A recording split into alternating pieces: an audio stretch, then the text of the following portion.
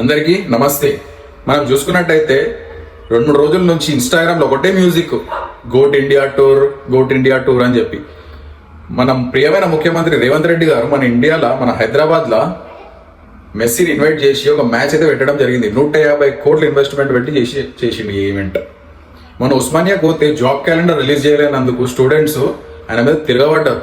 ఆయనకు job calendar release చేసేంత time కూడా లేదు, కానీ ఈ ఫుట్బాల్ మ్యాచ్లు పెట్టి ఏమి ఉపయోగమో ఇక ఆయనకే తెలియాలి. ఇక సరే ఇదంతా వదిలేసేది. గోట్ మెస్సీ అంటారు కదా, మీకు సునీల్ ఛెత్రి అంటే ఎవరో తెలుసా మీకు? మన ఇండియన్ ఫుట్బాల్ టీం ఛాంపియన్ అయినా మన ఇండియన్ ఫుట్బాల్ టీంకి కొన్ని ఫెసిలిటీస్ లేక, ఇలాంటి సపోర్ట్ లేక ఎంతో మంది చాలా సఫర్ అవుతున్నారు. ఇంకా వాడు ఎవడో మెస్సీ కోసము కోల్కతాలో స్టాచ్యూ కడుతున్నారు. వాడేమన్నా మన దేశం కోసం కొట్లాడినా, లేదంటే మన ఫ్రీడమ్ ఫైటరా మన స్టాచ్యూ పెట్టడానికి? దీన్ని మాత్రం మేము తీవ్రంగా ఖండిస్తున్నాం. మన ప్రజలందరూ కూడా, మన ఇండియన్స్ కూడా ఫస్ట్ మన ఇండియన్ ప్లేయర్స్కి ప్రిఫరెన్స్ ఇవ్వాలి, ఫారెన్ ప్లేయర్స్కి కాదు.